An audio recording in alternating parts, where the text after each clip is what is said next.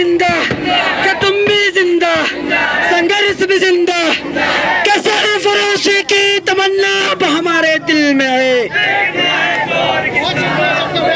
The times में आपका स्वागत है। मैं हूं आपके साथ मुनव्वर आलम। तबरेज़ अंसारी को जून के महीने में कुछ लोगों ने लिंच कर दिया। उनकी मौत तो वहीं पर नहीं हुई, लेकिन हॉस्पिटल में उनकी मौत हो गई। मॉब लिंचिंग की वजह से उनकी मौत हुई थी, लेकिन पुलिस अब ये कह रही है कि मॉब लिंचिंग की वजह से मौत नहीं हुई है, बल्कि हार्ट अटैक की वजह से उनकी मौत हुई, यानी कि दिल का दौरा पड़ने की वजह से उनकी मौत हुई है।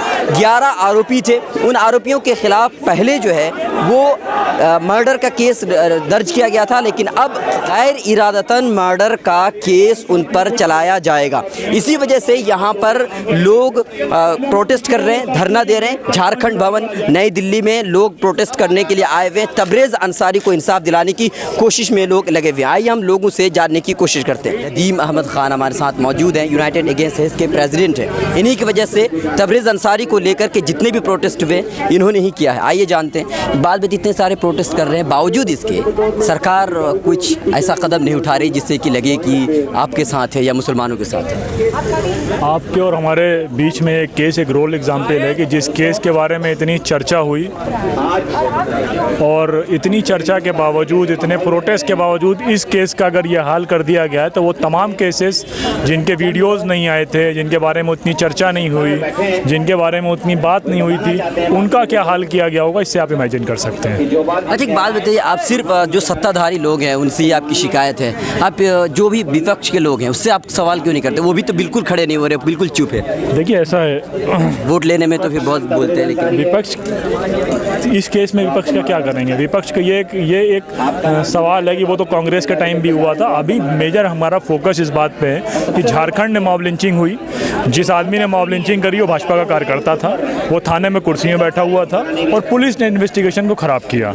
विपक्ष का एक सोशल रिस्पॉन्सिबिलिटी होता है, वो है या नहीं है उस पर बाद में डिबेट करेंगे। अभी सवाल झारखंड सरकार से है। हम इस डिबेट को डाइवर्ट नहीं करने देना चाहते कि फलां ने क्या किया, ढमका ने क्या किया, लेकिन मेन सवाल इस बात का है कि विपक्ष चुप है या नहीं चुप है। सत्ता पक्ष के लोगों ने इस केस को, जो ओपन एंड शट केस था जिसके सारे एविडेंस मौजूद थे, उसको किस तरह से डिस्ट्रॉय किया वो आपके सामने। तो अभी आप क्या करना चाहेंगे? देखिए परिवार, देखिए ये स्ट्रगल आपके सामने है। सड़कों पर हम उस केस को बंद नहीं होने दे रहे हैं। उनका परिवार ट्रायल कोर्ट में अपील किया है। सोमवार को हम उसकी हियरिंग का वेट करेंगे, वरना हाई कोर्ट जाएंगे और अगर हाई कोर्ट से जस्टिस नहीं मिलता तो सुप्रीम कोर्ट जाएंगे।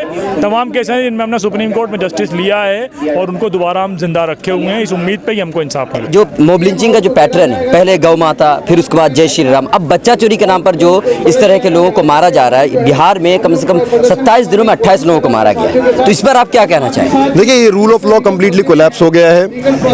एनार्की है उन राज्यों में, खासतौर से जहाँ भाजपा की सरकार है, और जो परंपरा 2014 से शुरू हुई है कि भीड़ कानून अपने हाथ में ले रही है, आज उसी का परिणाम आप देख रहे हैं। शुरुआत मुसलमानों से हुई थी, शुरुआत गाय को लेकर हुई थी, लेकिन आज बहाना कुछ भी हो सकता है। आज बहाना वो बच्चा चोरी का हो सकता है, आज बहाना चोरी का हो सकता है, कोई भी चीज़। अब मान लीजिए अगर चोरी करी भी गई है कहीं, तो क्या भीड़ को ये अधिकार है कि कानून अपने हाथ में ले?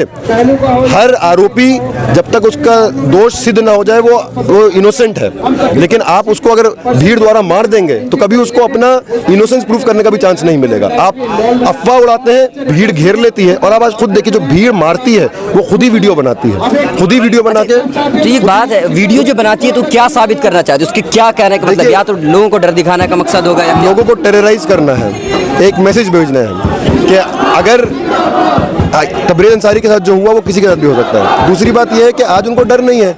अगर पहले कोई अपराधी अपना सबूत, अपना इन्वॉल्वमेंट छुपाता था, आज वो खुद ही वीडियो बना के जब सामने आ जाते हैं तो उनको पता है कि हम सामने भी आ जाए। लास्ट सवाल ये करना चाहूँगा, तबरेज़ अंसारी के लिए आप यहाँ पर धरना प्रदर्शन कर रहे हैं, अखलाक की वीडियो होने के बावजूद कोर्ट ने ये कह दिया कि कोई सबूत नहीं है, जिस तरह इनके पास तबरेज़ अंसारी की वीडियो बावजूद इसको उन्होंने कह दिया। जब FIR फाइल होती है ना, जब से ही केस वीक होना शुरू हो जाता है। अगर ज़्यादातर लोग गरीब हैं, वो लोग अपने लीगल राइट्स को लेकर अवेयर नहीं है और ना उनको पास लॉयर लेने का रिसोर्सेज हैं, तो जब FIR फाइल होती है, नजीब के केस में हमने देखा कि जब FIR फाइल हो रही थी तो इंपॉर्टेंट चीज़ें वो FIR से हटा दी जाती हैं। पहलू खान के केस में जब उनके बच्चे गवाही दे रहे थे, जिन लोगों का नाम ले रहे थे, वो स्टेटमेंट्स में उन लोगों का नाम इंक्लूड नहीं करे गए। अब कोई अगर लीगल एक्सपर्ट उनके साथ होता तो वो बताता कि आपका FIR गलत फाइल हो रही है, आपका स्टेटमेंट गलत रिकॉर्ड किया गया है, तो केस को वीकन किया जाता है, इसलिए जाके केस कोलैप्स हो जाते हैं। और जब केस कोलैप्स हो जाते हैं तो कई केसेस में तो सरकार अपील भी नहीं करती हायर कोर्ट में, उनका अपना केस जब गिरता है। बिल्कुल फ़ायदा है जब दिल्ली एक ऐसी जगह है जहाँ से उठने वाली आवाज़ पूरे मुल्क में एक असर रखती है। तो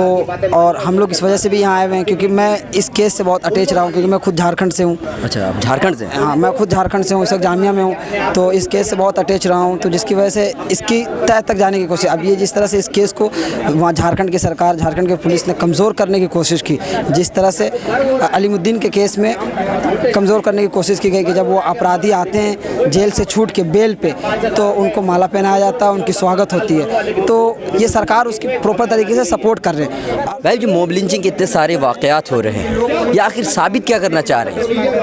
ये साबित जब से ये गवर्नमेंट आई है, उससे पहले से आरएसएस वगैरह के जो लोग रहे हैं उनकी विचारधारा में मुसलमान कहीं एग्जिस्ट नहीं करता था। और एक मनुवादी सोच है उनकी, जिसको कहते हैं ना ढोल गवार शूद्र पशु नारी ये सब ताड़न के अधिकारी, तो उसमें उन्होंने शूद्रों को भी गिना, महिलाओं को भी गिना। तो जहाँ उनसे सम्मान की बात होती है तो सम्मान उनसे किसी का होता नहीं है। तो मैं खुद को बड़ा कैसे दिखाऊं? मैं खुद आपसे बड़ा कुछ नहीं कर सकता हूं, तो मैं आपको दबाने की कोशिश करता हूं। तो ये जो दबाया जा रहा है ये खुद को बड़ा साबित करने की कोशिश है कि जो हिंदुत्व वाले हमारे सो कॉल्ड एजेंडा लेके लोग चले हुए हैं, हिंदुओं के लिए कुछ नहीं कर रहे हैं। मैं खुद मतलब आप जैसे कि लोग कहते हैं हिंदुओं के लिए इतना सब कुछ कर दिया, पाकिस्तान पे हमला कर दिया, कश्मीर का मुद्दा इतना अच्छा 370 हटा दिया, एनआरसी का मुद्दा लेकर का, इस पर तो फिर विश्व के 20 सबसे बड़े ऐसे देश जिनमें रहना जो है आज की डेट में सबसे ज़्यादा खतरनाक है, इस बात को मैं मेंशन दोबारा कर रही हूँ कि जिसमें रहना सबसे ज़्यादा खतरनाक है, उसमें 5वें नंबर पे हिंदुस्तान है। पहली बात, उन 20 देशों में पाकिस्तान नहीं है जिस पे आपने सो कॉल्ड हमला किया था। उन 20 देशों में पाकिस्तान नहीं है जहाँ रहना वहाँ के नागरिक के लिए खतरनाक है। तो मेरा अपना एक पर्सपेक्टिव है कि मुसलमान की नफ़रत में, मुसलमानों से जो देश में नफ़रत अचानक उगी है, उसकी नफ़रत में हिंदुस्तान जो है ना, पाकिस्तान की नफ़रत में और मुसलमान की नफ़रत में आज अफ़गानिस्तान बनने जा रहा है। हम खुद को ख़त्म कर रहे हैं धीरे धीरे, और इससे ख़राब सिचुएशन नहीं हो सकती है कि आप एक आदमी, मतलब एक ऐसा आदमी जो उस भीड़ का हिस्सा बन रहा है, जिसने कभी कभी मच्छर भी नहीं मारा, अचानक उसे एक आदमी ऐसा मिल जाता है और सब उस टाइम खूनी हो जाते हैं, दरिंदे हो जाते हैं। लगता है कि आज अगर ये शेर है या ऐसा कोई जिससे मुझे नुकसान पहुँचने वाला है, तो इस तरह से अगर लोगों को पकड़ पकड़ के मारा जा रहा है, निहत्थे लोगों को, कोई आपसे लड़ नहीं रहा, कोई मतलब कोई ऐसा नहीं कि वो सेना थी या कुछ था कि हथियार हाथ में थे, चलते हुए एक राहगीर को या ऐसे किसी स्टूडेंट को पकड़ के सिर्फ इसलिए मार देना कि उसका धर्म आपको पसंद नहीं आ रहा है, ये तो होती रहेगी। अच्छा, आपको कभी लगा है कि आप हिंदू हैं या कोई दूसरे मुसलमान हैं, तो कभी आपके बीच में कभी टकराव हुआ इन चीज़ों को लेकर के, कभी बातचीत हुई, कभी रिश्ते आपके ख़राब हुए, ऐसा कभी आपको लगा? मेरे पिताजी के एक फ्रेंड थे पटना में, पटना सिटी में, सलीम अंकल, रेलवे में टीसी थे। उनका सबसे बड़ा बेटा अलीगढ़ मुस्लिम यूनिवर्सिटी से मेडिकल कर रहे थे। शुक्रवार की रात को वो ट्रेन में बैठ के दिल्ली आते थे, सोमवार की सुबह वो ट्रेन में बैठ के अलीगढ़ जाते थे। वो 2 दिन घर का खाना खाने दिल्ली आते थे।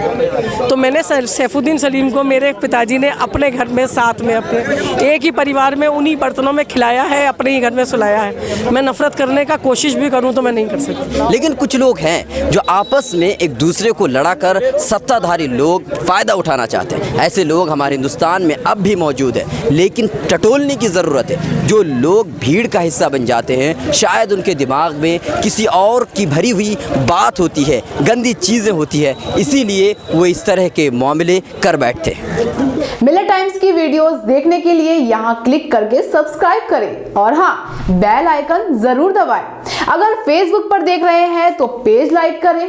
ताज़ा तरीन खबरों और मज़ामीन के लिए विजिट करें हमारी वेबसाइट www.millertimes.com।